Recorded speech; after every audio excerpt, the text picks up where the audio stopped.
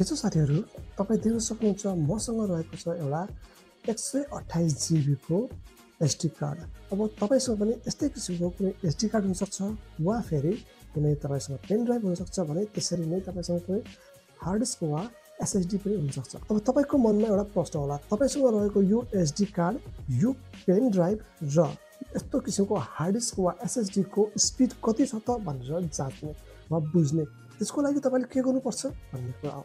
आउनुस् आज म तपाईलाई त्यही कुरा सिकाउन गइरहेको छु कि तपाईसँग रहेको कुनै पनि डिभाइस चाहे त्यो यसरी मेमोरी कार्ड होस् वा फेरि यसरी पेन ड्राइभ वा फेरि कुनै हार्ड डिस्क वा SSD किन नहोस् त्यसको स्पिड कसरी चेक गर्न सक्नुहुन्छ भनेर।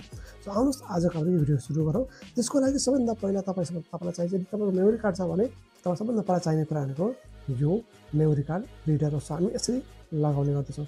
अब तपाईसँग रहेको मेमोरी कार्ड होस् वा फेरि पेन ड्राइभ होस् वा फेरि यस्तो किसिमको हार्ड डिस्क हो यसको स्पिड टेस्ट गर्नको लागि तपाईसँग एउटा ल्यापटप चाहिने हुन्छ।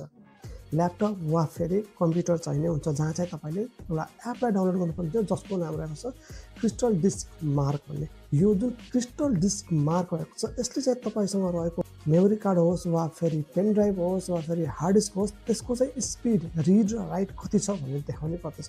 सो आउनुस् हामी पनि हाम्रो यो 128 GB को HP को जुन मेमोरी कार्ड रहेको छ त्यसको स्पिड चेक गरौँ। तर त्योभन्दा पहिला यदि तपाईँ हाम्रो च्यानल पहिलोपटक आउँदै हुनुहुन्छ भने हाम्रो च्यानललाई सब्स्क्राइब गर्न नबिर्सनु होला जुन रहेको छ ड्रिम प्रोजेक्ट। र यो भिडियो तपाईँलाई मन पर्यो भने कृपया हाम्रो यो भिडियोलाई लाइक गरिदिनुहोस्, आफ्नो साथीहरूसँग सेयर गरिदिनुहोस्। तपाईले हाम्रो च्यानलमा गएर बेल आइकन बजाएर अल नोटिफिकेसन एक्टिभेट गर्न सक्नुहुन्छ। जति धेरै सब्स्क्राइब गर्नुहुन्छ त्यति नै हामीलाई मोटिभेसन मिल्नेछ अरू भिडियो ल्याउनको लागि। सो अब हामी हाम्रो यो जुन रहेको छ यसलाई चाहिँ हामी आफ्नो कम्प्युटरमा युज गर्दैछौँ।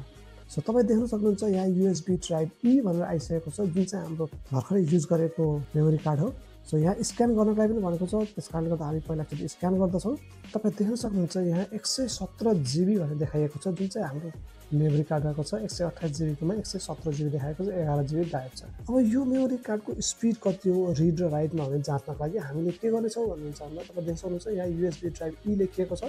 सो हामीले चाहिँ हाम्रो क्रिस्टल डिस्क मार्क जुन चाहिँ तपाईँले आफ्नो कम्प्युटरमा ल्यापटपमा इन्स्टल गर्नुहुन्छ त्यसलाई ओपन गर्नुपर्ने छ र हामी यहाँ ओपन गर्न आइसकेका छौँ। अब योभन्दा बढी हामी के गर्छौँ अब हामी यहाँ सेलेक्ट गर्दैछौँ कि हामीले चाहिँ कुन चाहिँ डिभाइसलाई चेक गर्ने भनेर। सो यहाँ चाहिँ त्यो देखाएको छैन सेलेक्ट फोल्डर यहाँ जान्छौँ र USB ड्राइभ E लाई सेलेक्ट गर्दछौँ।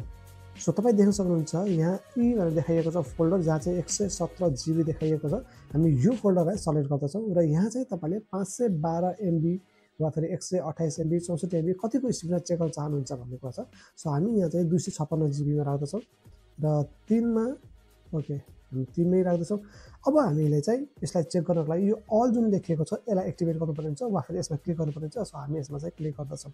अब यो भिडियो तपाईँलाई यसरी नै देखायो भने लामो हुनसक्छ त्यसकारणले गर्दा हामी यसलाई जति सक्छौँ स्पिड गरेर छोटो हुने गरी तपाईँलाई देखाउँछ जसले तपाईँलाई बुझ्न मात्रै सजिलो होस्।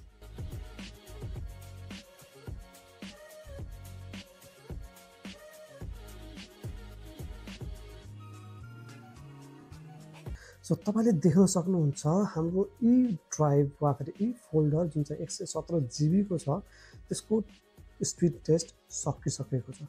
यहाँ तपाईले रिडमा चाहिँ 14.86 MBs हाईएस्ट पाउन सक्नुहुन्छ भने लोएस्टमा तपाईले 3.95 MB देख्न पाउनुहुन्छ। यो रिड स्पिड हो। त्यसैले नै राइट स्पिड कुरा गर्नु छ भने यहाँ चाहिँ 12.13 देखि लिएर 0.01 MBs देख्न पाउनुहुन्छ जुन खास राम्रो हो जस्तो मलाई लाग्दैन। आई होप तपाईले क्रिस्टल डिस्क मार्कलाई प्रयोग गरेर आफ्नो पेन ड्राइभ हार्ड डिस्क र मेमोरी कार्डलाई कसरी चेक गर्ने भनेर बुझ्नुभयो होला। यदि तपाईलाई यो भिडियो मन पर्यो भने कृपया हाम्रो च्यानललाई सब्स्क्राइब गर्न नबिर्सनु होला। यो भिडियोलाई लाइक र आफ्नो साथीहरूसँग सेयर गर्न नबिर्सनु होला। साथै हाम्रो च्यानलमा अपलोड हुने कुनै पनि भिडियो तपाईले हेर्न चाहनुहुन्छ नछुटाइकन भने बेल आइकन बजाएर अल नोटिफिकेसन एक्टिभेट गरिदिनु होला। जति धेरै तपाईले माया देखाउनुहुन्छ त्यति नै हाम्रो अरू भिडियो पनि ल्याउनलाई मोटिभेट मिल्दछ। त्यसरी नै यदि तपाईसँग अरू कुनै पनि क्वेरीहरू छ जिज्ञासाहरू छ जसको जान्न मन छ भने कमेन्ट गर्नु होला जसलाई चाहिँ हामी चाहिँ एउटा भिडियो बनाएर तपाईको क्वेरी वा क्वेशनको वा जिज्ञासाको एन्सर दिने कोसिस गर्नेछौँ। अब अर्को भिडियोमा हामीले तपाईलाई एउटा त्यस्तो जानकारी दिनेछौँ जसले गर्दा तपाईले आफ्नो यो मेमोरी कार्ड होस् वा फेरि यस्तो किसिमको पेन ड्राइभ नै किन नहोस् यसको एक्चुअल स्टोरेज कति हो तपाईँले युज गर्न मिल्ने स्टोरेज कति हो, वा फेरि तपाईँले जुन पेन ड्राइभ किन्नुभएको छ वा फेरि यस्तो मेमोरी कार्ड किन्नुभएको छ त्यो चाहिँ ओरिजिनल हो कि होइन, रियल हो कि होइन, र त्यसको एक्चुअल चाहिँ युजेबल स्टोरेज कति छ, फेक स्टोरेज कति छ भन्ने कुराको तपाईँलाई जानकारी दिनेछौँ। आजको लागि यो भिडियो यति नै। फेरि भेट्नेछु अर्को कुनै भिडियोमा। त्यतिसम्मको लागि सुरक्षित रहनु होला।